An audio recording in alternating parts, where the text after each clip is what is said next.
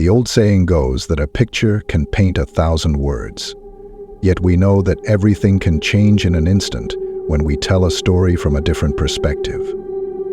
These following photos are all seemingly normal at first glance, but when you read their sinister backstories, you will be shocked to find out the real-life murders these images hide. It's time to look again and see things as they really are.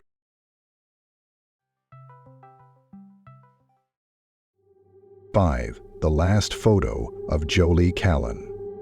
One of the most haunting photos online is the image of 18-year-old Jolie Kalen, seen here taking a break whilst on a hike in Cheaha State Park, Alabama, in August 2015. Her ex-boyfriend Loren Bunner convinced her to go for a hike together, even though they had split up months earlier. Bunner also posted a photo of his girlfriend sitting in the car with a dog on her lap and the caption, "On our way to go hiking." During the hike, Bunner then shot Kalen in the back of the head with a Bear Claw 22 firearm before pushing her body off the edge of a cliff and leaving her. Whilst driving home, Bunner dialed 911 to confess to the murder and pulled over, waiting for his arrest. Even more disturbing is the night before her murder, Kalen messaged a friend, "If something happens to me, you'll know who I was with." Bunner, who was 18 years old at the time of the murder, was tried as an adult and received a 52-year prison sentence. 4. Body in the suitcase.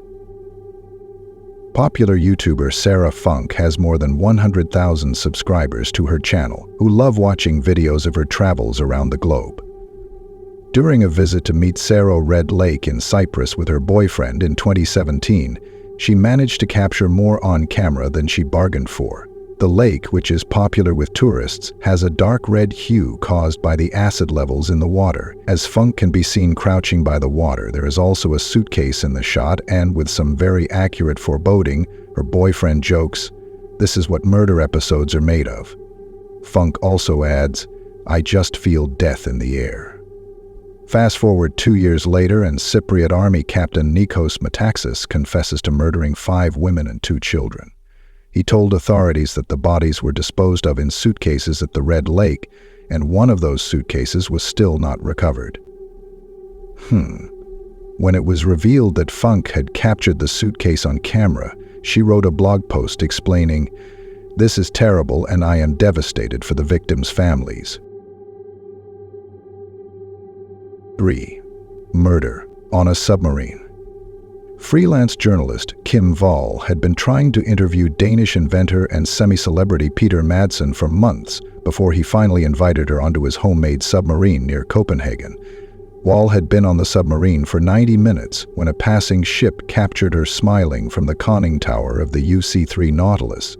She sent a text message to her husband that read, "I'm still alive, BTW, but I'm going down now. I love you." When Wall didn't return home by midnight, her worried husband raised the alarm. Madsen told police he had dropped Wall off at a restaurant at around 22:30. Then he changed his story and said Wall hit her head on a hatch in the submarine and he had left her body in Køge Bay, 30 miles south of Copenhagen. 2 weeks after Wall's disappearance, her mutilated torso was discovered on a beach. A further search, carried out by police divers, recovered her head and legs. Police found several videos on Madsen's phone of women being killed, mutilated, and beheaded. They believed the sinister murder was planned, and he was sentenced to life in prison. 2. The Valentine's Day killings. In 1971, 19-year-old Jesse McBain and his girlfriend, 20-year-old Patricia Mann, posed for a romantic photo together before they attended Valentine's dance at Watts Hospital in Durham, North Carolina, where Mann was training as a nurse. The young couple were both happy and had their whole lives ahead of them. Both as promising students, the couple had left the dance early, and when they did not return home that night, a search party was formed. McBain's locked car was found parked at Hillendale Golf Course on a secluded road known as Lover's Lane. Later, on February 25th, a man found what he believed to be a mannequin's leg in the nearby woods, and when he looked closer, The bodies of the young couple could be seen lying next to each other. Both had been tied to a tree, their upper bodies slumped over, and there were signs they had been tortured to death, with ropes used for strangulation. The case is known now as the Valentine's Day killings, and still remains unsolved to this day. 1. Best friend from hell. In March 2015, best friends Cheyenne Antoine left, and Brittany Gargle, then both 18 years old, took this photo together before heading out for a night in Saskatoon, Canada. When Gargle failed to return home, Antoine claimed they had been to a few bars before getting into a fight, and she left her friend with an unknown man. Antoine had also posted on Gargle's Facebook wall, "Where are you? Haven't heard from you. Hope you made it home safe." It was later made clear that Antoine's Facebook post was an attempt to throw investigators off the scent, as she knew exactly what had really happened to her friend that night. The black belt Antoine can be seen wearing in the photo was found by Gargle's body, which had been recovered from the side of a road. A witness then came forward and revealed that Antoine had admitted to choking her friend to death when she was drunk. Antoine later told the court she had blacked out during the murder, stating, "I will never forgive myself.